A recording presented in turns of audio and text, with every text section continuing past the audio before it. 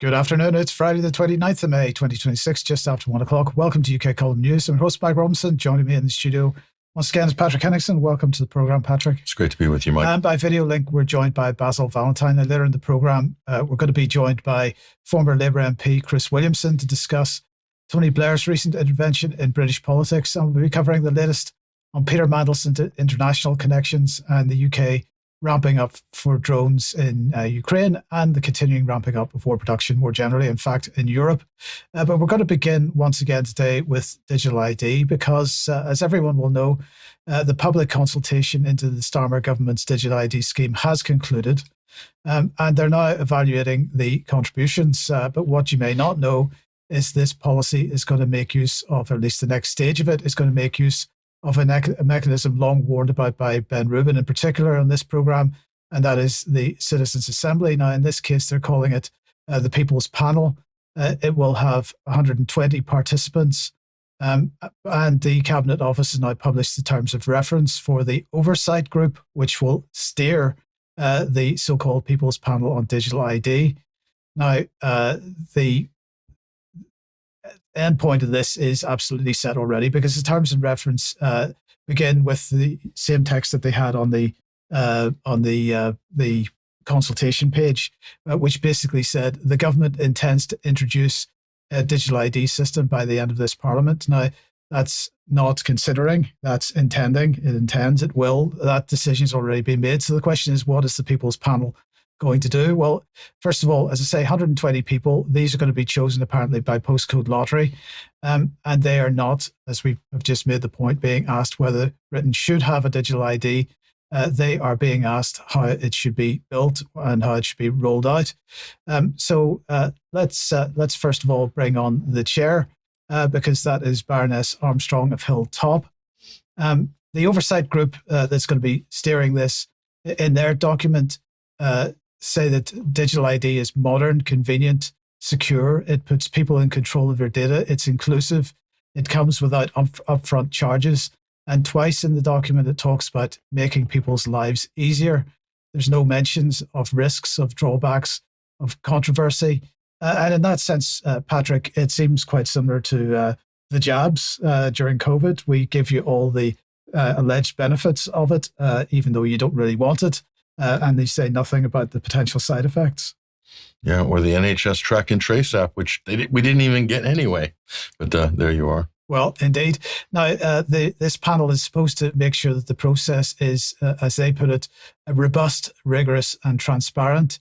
But what's fascinating about it is that everybody that's on the steering committee, if you want to call it that, is bound by the Official Secrets Act. Now, this is because the government is saying that there may be exposed information which is not yet in the public domain, but nonetheless, they're not allowed to talk about, they're not allowed to share minutes of what they talk about. They're not allowed to talk about their internal conversations. It's quite incredible. So no transparency at all there. What could there be in the digital ID conversation that would fall under top secret? I don't understand. Isn't it just about making our lives that much more convenient? Well, I would suggest that they made such a mess of the initial announcement and they got such a pushback on that initial announcement, the idea that it was going to be mandatory and so on. They're now absolutely panicking about anything coming out, which is going to give any momentum to the opposition. So anything embarrassing is a threat to, quote, national security. I get precisely. It. Thank you for clearing that up. Absolutely. Now, so as I say, Official Secrets Act, disclosure, what they said was a disclosure outside the agreed remit could mean criminal prosecutions. Recordings are deleted after the project. Minutes are only shared with the members of the committee. Now, then we have the oversight group itself. Now, I'm not going to highlight everybody that's on this, but just a few, because these names some people may be familiar with from previous UK column newses. So we've got Jenny Tennyson of Connected by Data, Claudia Chalice of Democracy Next, Alistair Carmichael, who's a Liberal Democrat MP, Matt Downey, the Chief Executive of Crisis. So this is sortition in action. And to highlight the dangers of this, I'm going to play a short clip from Yes Minister here because, basically what we saw when we went to the Occupy, we've talked about this before, we went to the Occupy protests in St. Paul's years ago. Oh, yeah, 2011? In 2011, sort of time to 2011, 2012, whatever that was. And we saw these types of citizens' assemblies in their embryonic form. And we saw how the steering committee actually steered the conversation using such things as Delphi technique. But there's even more basic ways to steer this. This just gives a short example of how it might work. This nice young lady comes up to you. Obviously, you want to create a good impression. You don't want to look a fool, do you? No. No. So she starts asking you some questions. Mr. Woolley, are you worried about the number of young people without jobs? Yes. Are you worried about the rise in crime among teenagers? Yes. Do you think there's a lack of discipline in our comprehensive schools? Yes. Do you think young people welcome some authority and leadership in their lives? Yes. Do you think they respond to a challenge? Yes. Would you be in favor of reintroducing national service? Oh, well, I suppose I might. Yes or no? Yes. Of course you would, Bernard. After all you've told you can't say no to that. So, they don't mention the first 5 questions and they publish the last one. Is that really what they do? Well, not the reputable ones, no, but there aren't many of those. So, alternatively, the young lady can get the opposite result. How? Mr. Woolley, are you worried about the danger of war? Yes. Are you worried about the growth of armaments? Yes. Do you think there's a danger in giving young people guns and teaching them how to kill? Yes. Do you think it's wrong to force people to take up arms against their will? Yes. Would you oppose the reintroduction of national service? Yes. Right. A humorous example of how easy it is to steer people to give the answer that you want. So anyway, to summarize this, 120-member People's Panel can't reject digital ID because that decision's already made. It deliberates on a brief that the government frames with materials the government controls, reported by a contractor the government appoints. I didn't mention that. That's Ipsos, by the way, and overseen by a group that the government chairs. And so I'm going to leave it to you, the audience, to decide if this is likely to produce an outcome anyone could support other than the government. But no matter what comes out of it, it's going to be framed as the voice of the people. Yeah, it's the whole point of this setup, Mike, as you rightly said, from the embryonic stage, framing the argument, then steering the conversation, and then avoiding any uncomfortable questions. Right. And to reinforce a consensus, give the impression of a consensus. The thing that concerns me is that they won't be keeping public records, video footage of the consultations, and only certain transcripts. So why not everything? Why not preserve it all? Because isn't this important? Isn't this a part of history? So just to clarify, the terms of reference are talking about the deliberations of the steering committee itself. Now, what happens with the sessions that they run with the 120 people? That remains to be seen, but that I'm talking about the actual conversations that steering committee is having internally. We get no oversight of that. Should be public record. Should be public record. That would be fascinating to watch, wouldn't it? Yes. I certainly would pay. I'd pay for the privilege, actually. I'd pay a tenner to download it and watch it on a secure link. Indeed. Okay, Patrick, let's move on then to Peter Mandelson.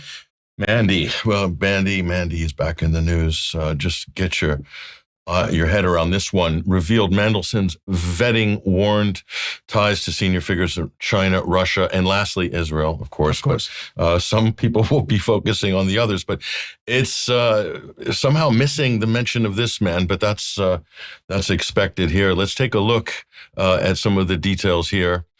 Mandelson's links to former head of Israeli military intelligence, Tamir Hyman, including bi-monthly discussions, debriefings, I would say, flagged by the United Kingdom Security Vetting Agency here. Isn't that interesting? It was flagged. Well, what happened after that? There's Jeff, not to be left out. What happened after that? This is what happened. The agency concluded that Mandelson posed a, quote, high overall concern, and its recommendation to the Foreign Office was that his developing vetting clearance should be denied. But that's not exactly what happened here. Let's take a look. After being briefed on the contents of Mandelson's UKSV summary file, then Foreign Office Permanent Secretary Ali Robbins granted Mandelson security clearance anyway. So the Foreign Office pretty much overrode the recommendations of the vetting agency. Isn't that something? So again, no mention of Jeff in there, but let's take a look at what the shadow Foreign Secretary for Israel, I mean, the Conservative Party, Priti Patel, she's a very charming smile, as we know, Priti weighs in here. These shocking revelations underline just how reckless Keir Starmer's decision to appoint Peter Mandelson was. A man with these links to Russia and China should never have been handed one of our most sensitive diplomatic posts. So no mention of Israel. Surprise, surprise. She can't bring herself to even mention the great word, the only democracy in the Middle East, our greatest friend and ally. So there we are. Mandelson is incredible. Yes, he just keeps giving, doesn't he? Absolutely. Well, look, let's move on to what's going on globally, conflict-wise, and well, what are we saying here, Patrick? 3 wars.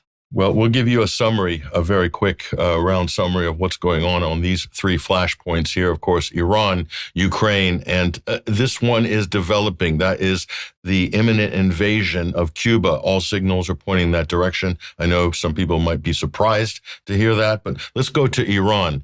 So what's the latest in Iran? Where are we with this deal, this peace deal that everybody has been talking about for a long time, but hasn't materialized? U.S.-Israeli peace plan. Well, here's the latest.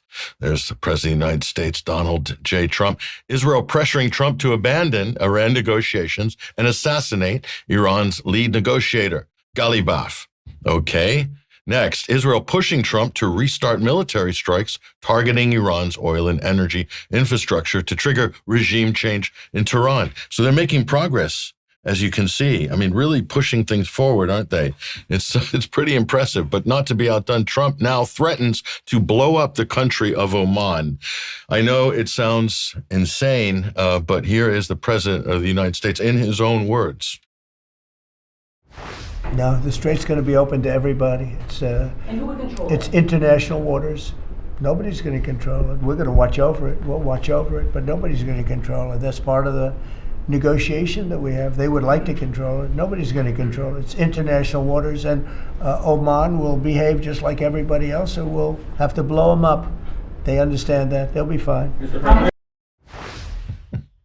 Nothing extreme there, of course. It's just another day in the life. So threatening to, a U.S. ally, by the way, Oman, has always had very good relations with the United States government, or at least previous administrations. But of course, that's all really up for grabs right now. So, but what was he talking about? International waters. Just a little legal lesson here for Donald Trump and his cohort. The extension of territorial waters in the Straits of Hormuz. Actually, after the UN Convention for the Law of the Seas, both Oman and Iran extended their territorial waters, so there are no international waters in the Straits of Hormuz. Those are Iranian and Omani territorial waters, not international, which means they have a right to exercise control over that waterway, especially during a time of war. I can't remember who started this war to begin with. That's it's so long ago, I can't remember. It wasn't Iran, was it? No. I think it might have been the U.S. and Israel. So they really don't have much to complain about, but that is how the international law looks. So you're seeing all of this waxing lyrical about international law, and this is a violation of this and that. No, it's not. Iran is fully within their rights under international law. So if you want to rewrite international law, be my guest. You're going to have to plan to have a major convention on this. That could take a couple years. Who knows? That process might outlast Trump's presidency. So, those are the facts, folks. And we put a link in the show notes that will take you to that, plus an explanation of the Persian Gulf Straits Authority, which is an agency set up by Iran to now administer traffic through the Strait of Hormuz. And that's creating all sorts of problems. Now, Trump's not done there. The argument still keeps coming. And you see them, they're all repeating the same talking point that Iran can't have a nuclear weapon. Well, we've established many times on this program that they don't have one. They're not developing one, haven't been even considering one since 2003. That's a while ago, isn't it? 2003, according to U.S. intelligence assessments. So that's not Patrick Henningsen of the UK column saying that. That's the CIA and the entire U.S. intelligence community. So, but Donald Trump has other sources in Tel Aviv. Listen to the president here explaining his version of history. If we didn't hit them with the B-2 bombers, Iran would have had a nuclear weapon within 2 weeks from that date because they were ready to go. And if they had a nuclear weapon, it would have been used already. It also would have been used had I not terminated the Obama deal, the Iran nuclear deal, as we call it. That was in my first term. Had I not terminated that, they would have had a nuclear weapon a long time ago. I would say it was a guarantee that it would have been used. And it would have blown up Israel. It would have blown up the entire Middle East. And that's never going to happen. So let me just get the logic straight. So removing the nuclear deal that constrained Iran, because Trump did that, he saved Iran from building a bomb. Yes. That's sort of the logic, isn't it? Seems to be, yeah. So that deal's been, 9 years? Mm-hmm. How come they didn't develop a bomb in 9 years then if Trump withdrew from the nuclear deal in, I believe it was May 2018? So 8 years, eight Right. years. So I guess 2 weeks. He says 2 weeks, but I'm saying 8 years and nothing. So I think my argument's a little more credible than the U.S. president there, but hey. So anyway, just on that note, Mike, Iran has rebuilt the South Pars gas field. So they're back to normal production. That was quick, wasn't it? Very impressive engineering by the Iranians. And the Iranians have hit the Kuwaiti base, the U.S. base in Kuwait, as a retaliation for the U.S. strikes from last weekend. So things have developed there. So maybe that's why Israel wants to resume the strikes, because Iran has already rebuilt the damage of the South Pars gas field. I don't know.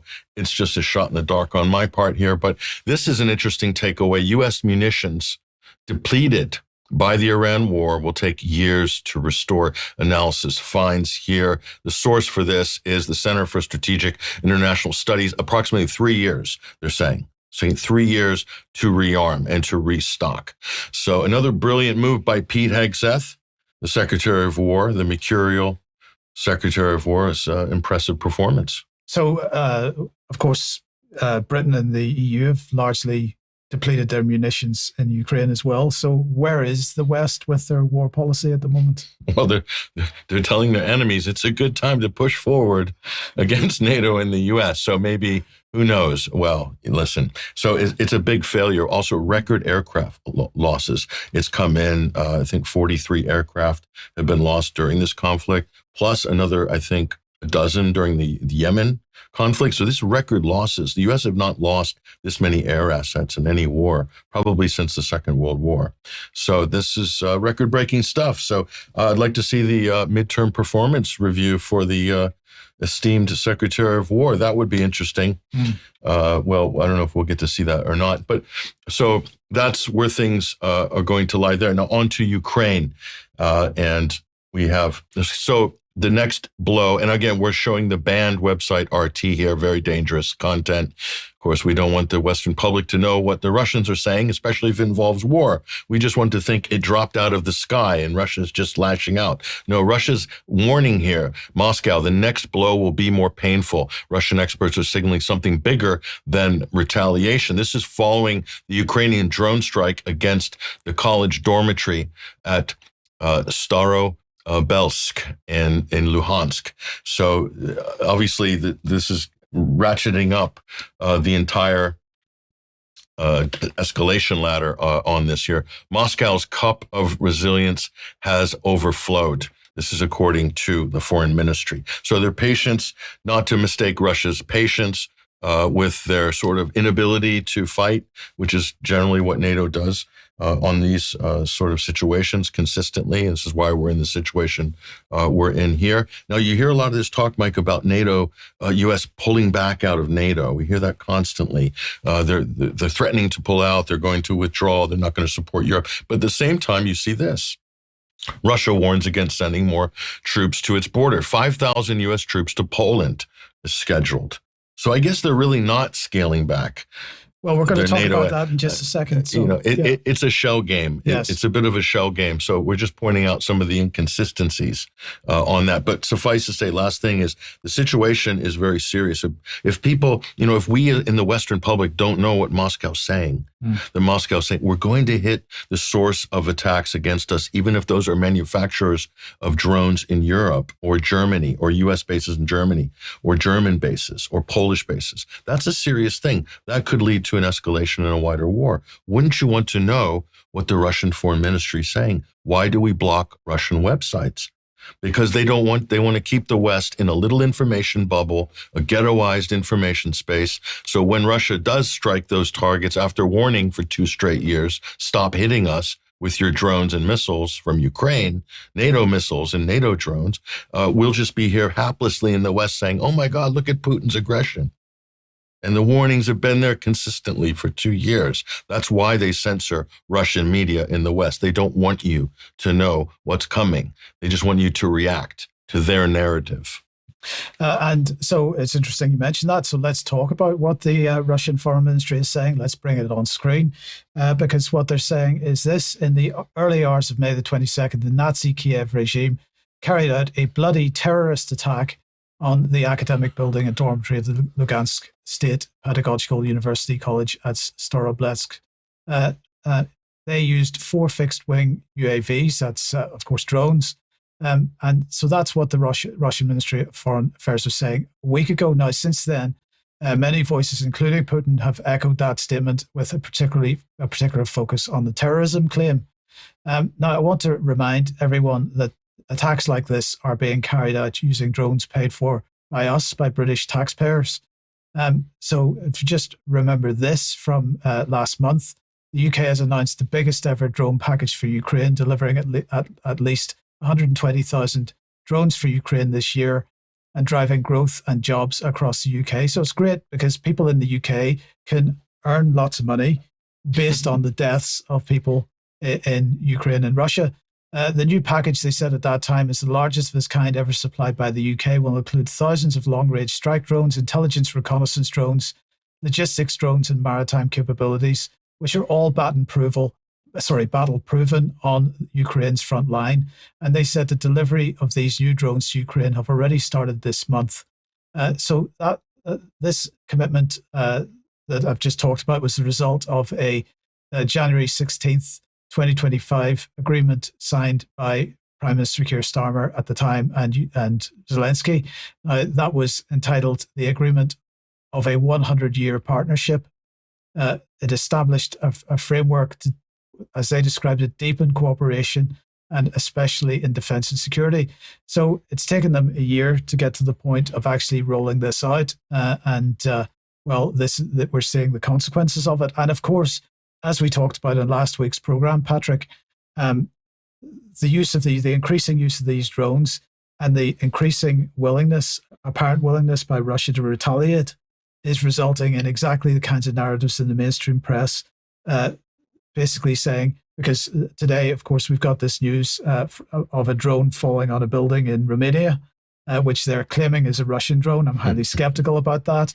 But they're already saying that Russia is stepping across a line at this point. And so the determination to make sure that we are, increasing the pressure on this whole situation. Now, Britain and Ukraine, as a result of these agreements, has set up joint drone companies such as this one.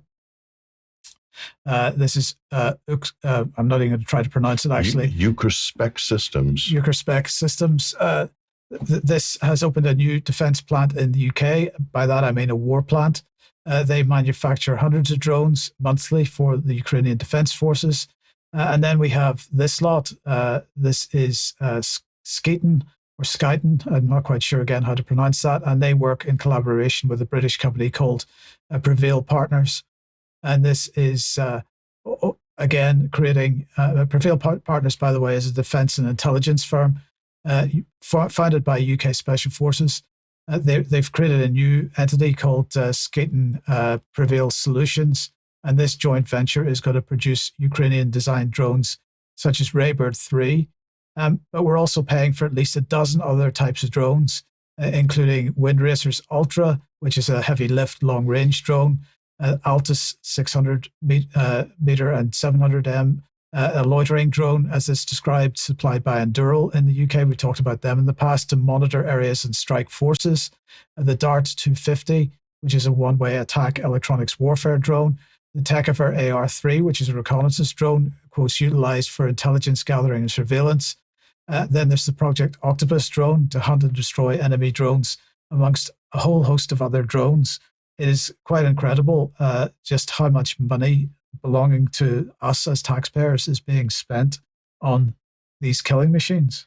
Yeah, and you think it's harmless, or we have a right to hit Russian targets through our proxy Ukraine. That's what the West tells themselves. We have a right to do that because of Russia's aggression in February 2022. That is just a fallacious argument. It's dangerous as well, because the future of warfare, in this case, isn't going to really begin and end with drones. It's going to end with missiles. It's going to end with Kinshals, Oresniks, nuclear-armed missiles, intermediate range ballistic missiles coming from Russia hitting European targets. Why not just avoid all of that and come to some kind of political settlement? No, because we have a military industrial complex that we want to feed and grow so that everybody can get filthy rich. Meanwhile, we're pushing everybody, Europe, to the precipice of a conflict where there is no coming back once you cross that line. I'll just correct that slightly. It's not everyone that's going to get filthy rich. It's only the Epstein class. The rest of us might continue in our minimum wage jobs. Yeah, those at the ground level of the IPO of all these wonderful defense companies like Anduril, absolutely, and Palantir and so forth. So very much AI driven. Now, the third leg of these three conflicts here that we want to warn about, of course, is Cuba. We'll bring this up on screen right here. And we just found out an interesting report here, thanks to the Independent. They probably did one of the best summaries on this, UK Independent. Military has spent months building up ships and personnel in the Caribbean and is ready for an invasion of Cuba. So I think it's now beyond speculation. This is the plan. Donald Trump thinks he can get an easy win. He's found somebody he can pick on that won't really be able to hit back in a serious way. Well, we'll see what kind of resistance Cuba puts up. But this war is on the cards now. And a lot of people will support this. They'll say, well, it's a communist country, therefore they deserve to be invaded. And if there's any collateral damage, well, just so be it. It's the evil commies. So therefore, we're somehow justified in doing that. So forget about international law, of course, or the UN Charter. So that's happening. And just on the media front, I just want to show you a classic example here of real disinformation brought to you by Rupert Murdoch's The Times. Notice the headline, Trump war games U.S. response to chaos in Cuba. So the implication here is that Cuba's in chaos. They're in economic chaos because they can't manage their economy. No mention of sanctions, no mention of the embargo, killing any gas or fuel deliveries into that country. So I think this is just 100% unadulterated propaganda. And so we're going to say that's exactly what it is. So this is how our mainstream media, that's how they operate in advance of a war. They're prepping the public with this type of skull plugging that they do so well to give you just a really distorted view of reality, to say, well, it's sort of, yeah, this is inevitable. We just get ready for the war. So there's that one. We'll be reporting on more of that in the future. So a few minutes ago, Patrick was asking how many troops is Trump deploying in Europe? Well, look, since around 2015, UK columns have been warning about the militarization of Europe, and particularly the creation of a defense union, which will put command and control of member states' militaries in the hands of Ursula von der Leyen, or whoever the next great dictator will be. Now, we've also been warning that the rhetoric coming from the United States under Donald Trump is a key driver. Now, it's a key driver that has been used by Britain, actually mainly to propagandize the Europeans to push for this, and it has been pretty successful over particularly the last year, 18 months. But the pressure from Trump is continuing, as reported by Fox News here. They're basically saying that the US has told allies it will gradually scale down the number of strategic bombers, fighter jets, drones, and submarines and warships dedicated to NATO for redeployment elsewhere. Well, this is part of the plan that we've been talking about for quite some time. It's been stated multiple times by multiple people within or connected to the US administration that the US wants to refocus, aside from Iran, on the South China Sea, and they want the European Union to look after the European theatre. So this announcement was made as part of a closed-door meeting of NATO policy directors last Friday by Pentagon advisor Alexander Wallace-Green. And that's according to two NATO diplomats who were offered anonymity to speak freely. But anyway, the trouble is that Trump is inconsistent in his messaging because, and Patrick, this is what Patrick was alluding to earlier, because he announced that he would pull 5,000 troops out of Germany, which later turned out to include 4,000 troops coming out of Poland, before changing his mind and saying he would deploy an additional 5,000 troops to Poland. But nonetheless, the apparent inconsistencies are working. They completely destabilize the EU and they don't know which way is up. So they are reacting in exactly the way they're supposed to, by rearming at a rate that hasn't been really seen since the Second World War. And of course, it's all being paid for with deficit spending, Patrick. Well, look, when they say dedicated to NATO, bombers, fighter jets, it's not dedicated to NATO. It's dedicated to the United States extension of their power, because they run NATO. They decide what actions NATO is going to take. NATO is just a fig leaf. It's a protection racket for the military, U.S.-led military-industrial complex, and it's a way for the U.S. to flex its muscles globally without having to go by Congress, for instance. Is able to do it through multilateral institutions. As we've said before, that's how the U.S. has exercised power since the Second World War, through controlling and working through multilateral institutions like NATO. That is a U.S. imperial organ, basically. So again, and the Europeans would feel a lot less confident to be talking tough and doing the sort of rhetoric they're doing if the United States was not backing them up or standing behind them. And that's the whole point. This is all theater that we are watching right now. Absolutely. But of course, there are more than European and United States, European countries in the United States in NATO. So it's maybe no surprise then that more and more bilateral agreements continue to be created. So Poland and Canada on Wednesday signed an agreement to expand military and industrial cooperation under the European Union's SAFE, that's SAFE, the acronym, rearmament program. And of course, the usual rhetoric, pledging closer defense ties through projects including weapons procurement and joint Arctic drills. But while their defense minister was in Ottawa, the Prime Minister, Donald Tusk, was in London, where he and Keir Starmer, this was on Wednesday, signed a new defense and security treaty aimed at strengthening military cooperation and countering growing security threats across Europe. Again, that's their language. And speaking before he left London, Tusk said that Poland wanted to bring relations to Britain to the highest possible level, with particular focus, again, on security and defense against Russia. And that was absolutely Tusk's focus, Russia, of course, which is never far from his mind. And wait a minute, Mike, all of these security threats against Europe are all a direct result of U.S. covert activity and military interventions. Isn't that interesting? The U.S. makes the problem, and then they sort of control the reaction and supply the solution. And the Europeans are completely happy to be on board with that whole sham, basically. So. Absolutely.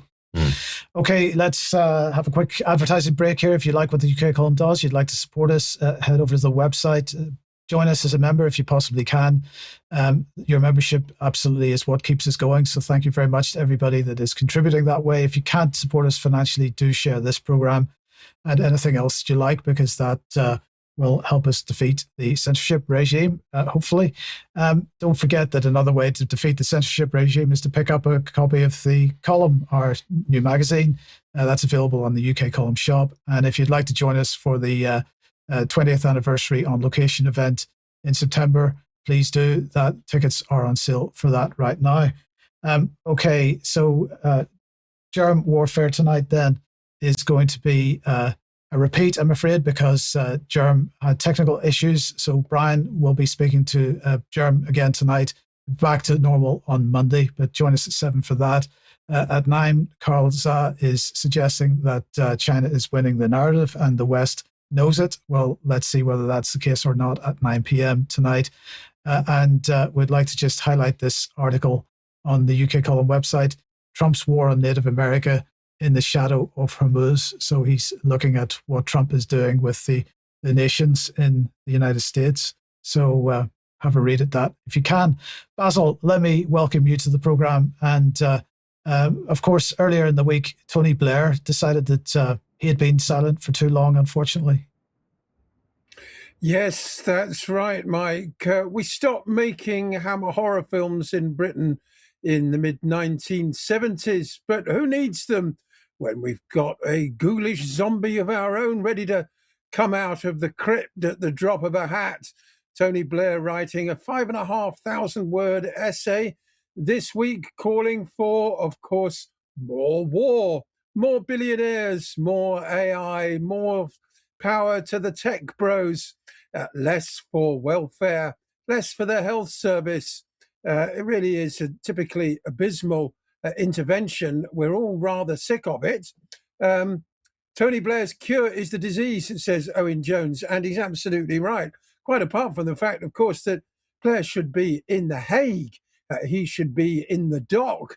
He has committed the ultimate crime of an unprovoked war, and the cure he's offering, more neoliberalism, is, as Owen Jones says, actually the cause of our disease, the reason why the far right is so popular, because British politics has failed ordinary people over the last, I would say, 45 years, since that terrible day in May 1979, when Margaret Thatcher became Prime Minister of Britain.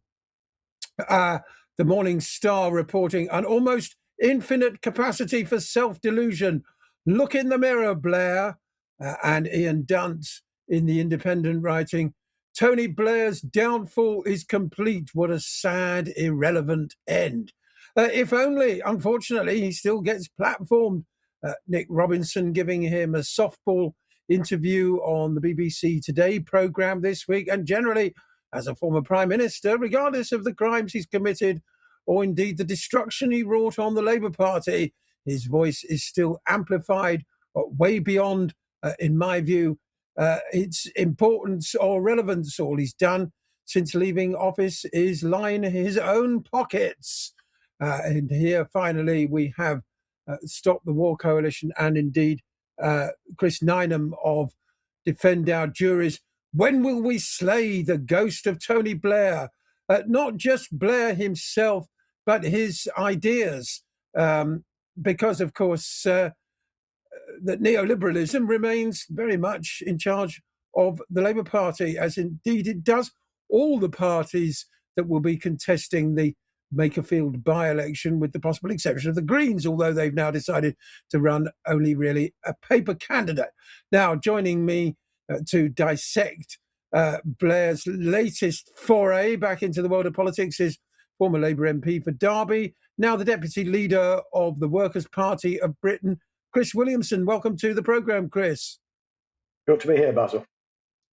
Now, you published an excellent essay on Facebook pointing out how Blair's legacy is one of, just sort of corruption and greed, a continuation of Thatcherism. And what the Labour Party really needs is a return to the politics that brought us an economy where you could buy a house for 3 times the average salary. The 1970s have been decried, but in fact, in many ways, all sorts of metrics, living standards were better then than they are now, weren't they, Chris? That's absolutely right, Basil. Then, if you can hear me, I seem to have lost you from my headphones here. Yeah, but, we can hear you fine. You can hear me. You're absolutely right. Yes, I mean, the 1970s was indeed a good period for ordinary working class people because, as you'd say, living standards were better. There was access to good quality, secure employment for millions of people.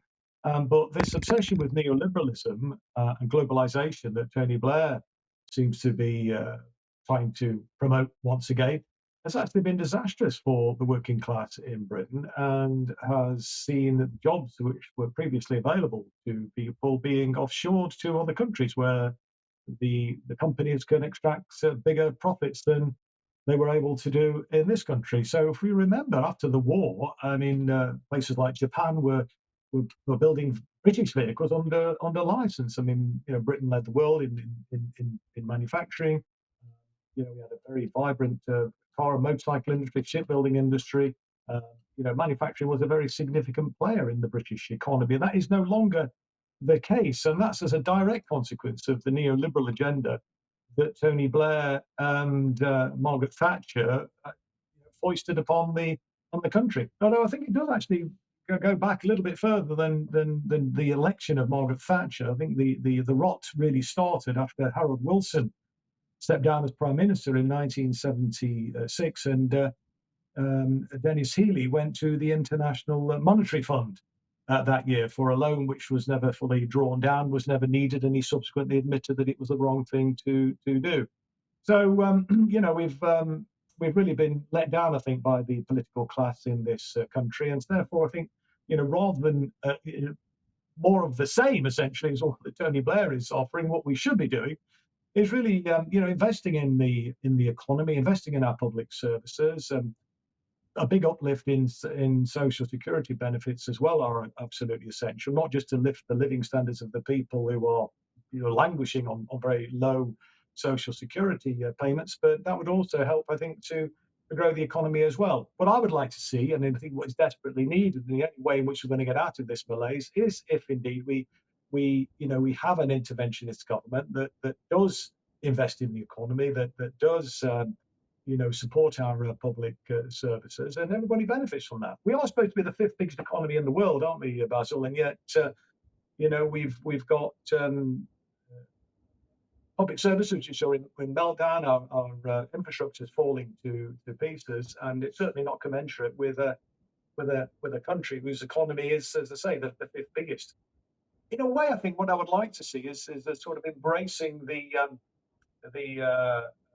approach that the Luddites did all those years ago, because they weren't against technology. What they said was that new technology should be our servant, not our master. So I think what we want to see, if we're talking about AI, is to make sure that the benefits of that are actually shared amongst the populace at large, rather than being snaffled as it is at the moment. All the kind of benefits of new technology seem to be in large measure snaffled up by super rich elites, and it's completely unacceptable. And so I say we need a completely new approach, rather than reheating the sort of neoliberal agenda that Tony Blair was so keen on preserving after he came to power in 1997, and said his job wasn't to tear down what Margaret Thatcher had done, but to actually build on her achievements.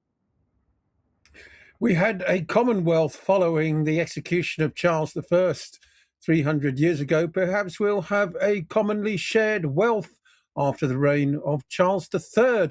It was indeed Thatcher, the shopkeeper's daughter, who brought in that kind of, frankly, idiotic understanding of economics, attempting to run the British economy like a corner shop. And it seems Rachel Reeves is determined to do the same. But government macroeconomics doesn't work in the same way as a pocketbook, does it, Chris? Why have we abandoned the Keynesianism that brought us prosperity in the later part of the 20th century? Well, I think it's a fundamental misunderstanding from the likes of Rachel Reeves, whether deliberate or otherwise. But the economy doesn't run like a household, and I think it's important that we recognise that people understand that austerity and all the problems that we're experiencing are a political choice. As to why we abandoned Keynesianism in the 1970s, I mean, look, there was a lot of opposition to Keynesianism right from the get-go. The likes of Milton Friedman and Friedrich Hayek, they were the kind of godfathers of neoliberalism. They were seen as completely off the wall, but they were fighting a sort of a rearguard action. And I don't think Keynesianism was ever fully properly embraced in the way in which Keynes sort of set out in the first instance. But by large measure, that did inform, I think, governments across the West. I think it was Richard Nixon, actually, or was one of the American presidents anyway, who said we're all Keynesians now. But of course, the oil price shock that occurred in the 1970s gave the opportunity, I think, to those kind of neoliberals to say, well, look, and it was completely a false argument, but they used the argument to say, well, look, Keynesianism isn't working. We had higher inflation, and this was all down to the big increase in oil prices. But if the government had been more interventionist, of course, we could have gone over that problem. The government should have intervened and subsidised the cost of the rising cost of energy for business and consumers. They have the ability to do that because we have been a floating fiat currency ever since 1971, when the so-called Bretton Woods Agreement was abandoned by Richard Nixon, which was an agreement that was thrashed out at the end of the Second World War, and basically linked to currencies like pound sterling to the dollar. And then in turn, the dollar was linked to the value of gold. But that was a very effective and seductive argument that the neoliberals, the right wingers, and everybody who didn't really support the sort of post-war consensus, and they sort of seized on that. It was made easier for them, though, as I've said, because of what Dennis Healey did in 1976 when he went to the International Monetary Fund on a false premise. And I think it was borrowed something like $3.9 billion. I mean, there was an attack on the pound sterling, and that's what he was concerned about. He did subsequently admit he'd made a mistake. It was wrong. He was badly advised by his advisors. But there were other alternatives that were available to the government. They just chose not to do them. And I think some people take the view that people like Healey and Callaghan, after he took over from Harold Wilson, were somewhat bedazzled by monetarism and were looking for a way of actually implementing and moving away from the Keynesian approach and embracing monetarism. Whether that was their motivation or not, I don't know. What they did do, though, of course, by taking that loan, in exchange, the IMF insisted on significant austerity measures and so on, and that led directly to the industrial disputes of the late 1970s and the winter of 78-79, which was dubbed by the corporate media as the winter of discontent. And that gave Thatcher a real sort of political boost, as it were, and an opportunity to make political capital out of that, and certainly helped her into government. And then she sort of turbocharged the agenda that Callaghan and Healey and that Labour government had been pursuing. And then, of course, when Tony Blair came to power in 1997, as I think I was saying earlier, he said his job wasn't to tear down what Thatcher did, but to build on her achievements. So we've been saddled with this flawed economic agenda, which has played havoc, frankly, hasn't it, with the standard of living, the quality of life for ordinary working class people. I think back to my own experience as a working class kid, growing up in the 60s and 70s, leaving school with no qualifications in 1972, working in a factory and then in the building trade. And, I've often shared this anecdote that just as a 19-year-old apprentice bricklayer with my girlfriend, who went on to become my wife, and she just worked as a telephonist for the city council. And we saved up for about a year. It seemed a long time when we'd seen it, just saving up for a year and going out to the discos or one thing and another. But we saved up and we were able to buy a brand new 3-bedroom desirable property backing onto a waterfront. It's unthinkable now. Absolutely. I mean, it's less than 3 times what I was earning as an apprentice. And I looked actually at some figures on Zoopla back a few years ago now, actually. But that property that I purchased for £10,000 in 1976 had just been sold in, I think it was about 2014 or 2015, had just been sold for well over £300,000, well beyond the capacity of the equivalent young apprentice bricklayer in 2014 or 15, whatever it was, to buy that property, to aspire to buy that property. We'd sort of return to the sort of thing that my dad, when he was working in the building trade, used to build these properties, but was never able to aspire to own one. Chris, the lie of trickle-down economics, of course, one of the new mythology, I would say, of lies that infect our political system. And another one, of course, is that the Labour Party was beset by an anti-Semitism crisis in the Corbyn era. And you were a victim of that particular lie yourself. Now, I was very surprised to see Tim Llewellyn writing in the Electronic Intifada this week, pointing out just how egregious these lies have become. A lie has entered the political language most people use. And he was reviewing a book, Killing Corbynism, which has come out recently, which details how Rebecca Gordon-Nesbitt indicates the Zionist regime helped to defeat Corbyn in his attempts to become Prime Minister, bringing a human rights protective British government to power. It never happened, did it, Chris? As well, you know. Unfortunately, we've got to leave it there. But Patrick, I know as a follow-on to this, you've got a question you'd like to ask Chris about the attack on his Palestine declassified program. But only briefly. But Chris, wanted to ask you any update or news about the targeting of your program, Palestine Declassified. What exactly happened, and will you be fighting this challenge? Give us an update. Yes, I mean, what happened was that the studio that we used to record Palestine Declassified was targeted by the Home Office. There was an unsigned, as it happened, letter from the Home Office threatening to invoke the National Security Act because they were hosting Palestine Declassified. And Palestine Declassified, as you probably know, is hosted by Press TV. I mean, they sort of show the program on their channel. Press TV is an Iranian broadcasting company. It was on that basis that they were targeted, but they were threatening up to 5 years in prison. For having the temerity to host our program. So we've lost access to that studio now, but we have fallback. Back. And we are continuing to produce the program. It's a slightly different format now. But so we're doing it kind of remotely, we're just going to continue as long as we can. I think it's really important that we get the truth out about what's happening in Palestine. We get the truth out about the reality of Zionism, the reality of the Zionist regime, and the reality actually of the influence that the Zionists, that Israel wields over Great Britain, over British public life. Their influence in Parliament, their influence in the media and industry, in the music industry as well, for example, is very, very significant. And a lot of people, more people are waking up to that fact, but still a lot of people are not aware. And one of the things, obviously, that we do on Palestine Declassified is to expose this. And this is what they cannot accept, and that's why they've tried to close us down. But they haven't succeeded. We are carrying on. Appreciate that, Chris, and keep up the great work. We'll be keeping an eye on that situation, absolutely, and looking forward to your content. You can follow still Palestine Declassified on their various channels on social media, including the Telegram channel, which I also subscribe to myself. Thank you, Chris, and thank you, Basil. Patrick, let's move on then, and we'll talk about Israel for a second. Well, let's look at the latest here.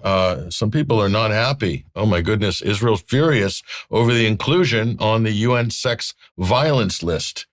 If you can just imagine, Israel denounces the UN move as a, quote, blood libel and are severing ties with UN chief Antonio Guterres. So here is the story, Jerusalem Post. UN adds Israeli entities to the blacklist of countries that commit systematic sexual violence here. And, the source for this, Mike, is not only UN human rights agencies, this is also Israeli human rights agencies like B'Tselem and others, as well as a whole host of other well-established international organizations that monitor such things. These egregious violations of human rights and mass rape in the prison system. This has all been documented in the Israeli media itself over the years. So how on earth could this be a blood libel? Well, I don't know. Let's ask Danny Danon. This is Israel's UN ambassador.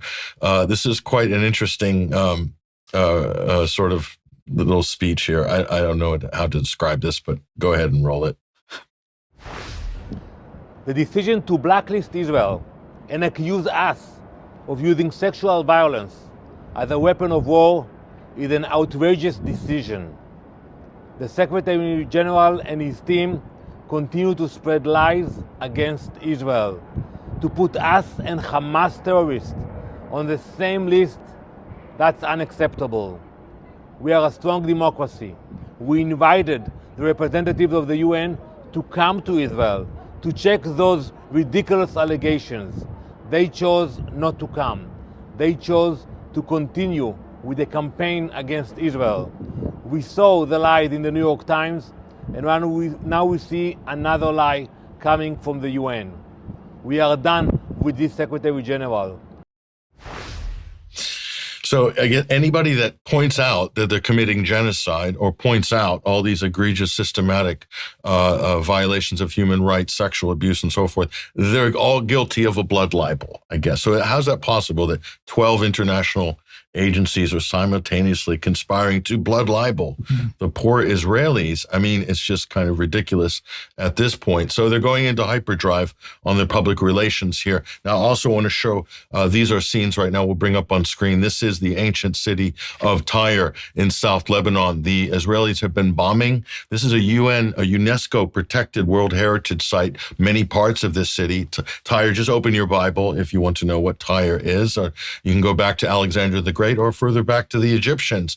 Why is Israel targeting all of these historic sites in the Levant? That's another question. They've also issued an evacuation order. I find that to be just unbelievable. This is a city I know well. I've spent time there. I even lectured at one of the universities there briefly. So it's a place that is very near and dear to my heart, but so many other people around the world. This is part of World Heritage. Why is Israel targeting it? And we're going to go here to the next one, and this is Beaufort Castle.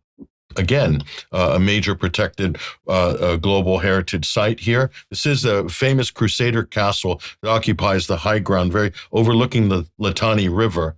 Again, Beaufort Castle. This is in South Lebanon here, and as I've stood on that castle, and you can see the occupied Palestine as on your eyesight on the eye line on that. So why Israel's now bombing this? This is one of the best preserved Crusader castles in the entire Levant. So it's an important part of history, something the Lebanese want to preserve. And of course, we should be interested in wanting to preserve it. Israel, on the other hand, wants to bomb it.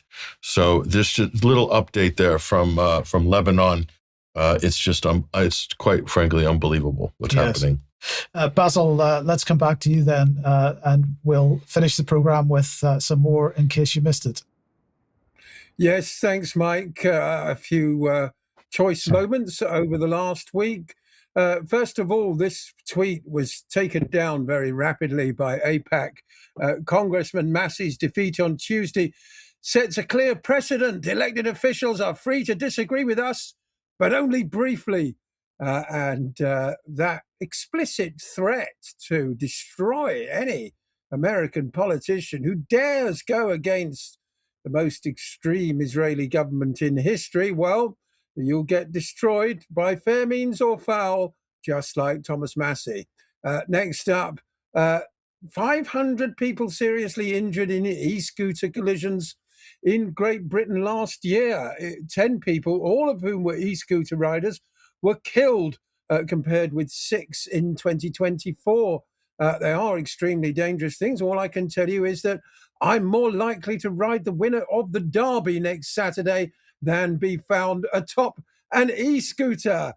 Next up, here's the next story, in case you missed it this week. The Greens, I did mention this earlier, the Greens are running a scaled-back campaign in the Makerfield by-election in a boost for Burnham. Believe it or not, they think Andy Burnham is on the same page as themselves. Well, that remains to be seen. Various people have been contacting Burnham, asking him to explicitly denounce the genocide in Gaza, something he has yet to do. But there'll be no repeat, it would appear, of the Gorton by-election for the Greens. They're giving Andy Burnham a fair run. Next up, a cartoon illustrating what we all know.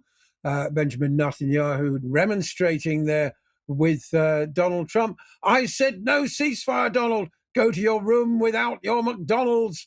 You're grounded. As we all know, or should do by now, the United States, Pakistan was on the verge of securing a lasting peace deal with Iran, one that would have also stopped the slaughter and destruction in Lebanon as well.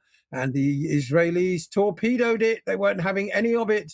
And believe it or not, in that campaign, they were backed up by numerous Democrats on Capitol Hill as well, believe it or not. The war party still very much entrenched in Washington. And the last one from me, this is Martin Samuel in the Times. cold comfort for you, but my house has air conditioning. Mine doesn't. That's why I'm in a short sleeve shirt today, gentlemen. But finally this week, it's back to you, Patrick, and how to save Donald Trump. That's right, Basil. And, just to round out all that depressing news, it's time for a feel-good story. And we don't have to look, we had to look quite far to find one. So far, Bangladesh, Bengali minister saves Donald Trump from a ritual sacrifice. Believe it or not, this is completely a true story. Interior Minister Salahuddin Ahmed stepped in after a blonde-quiffed albino, whichever. We're in Britain. Albino buffalo, sporting the U.S. president's trademark hair weave, became a viral sensation. The albino buffalo in Bangladesh, affectionately nicknamed Donald Trump because of his blonde tuft and his resemblance to the U.S. president, spared from sacrifice during the Muslim festival of Eid, and a last-minute government intervention here. The rescue was reported on Wednesday by multiple outlets. The Home Minister from Bangladesh ordered the officials stop the sacrifice, refund the buyer of this cow, and relocate the animal. We've got the clip here, and just notice the resemblance. It's uncanny. Roll it.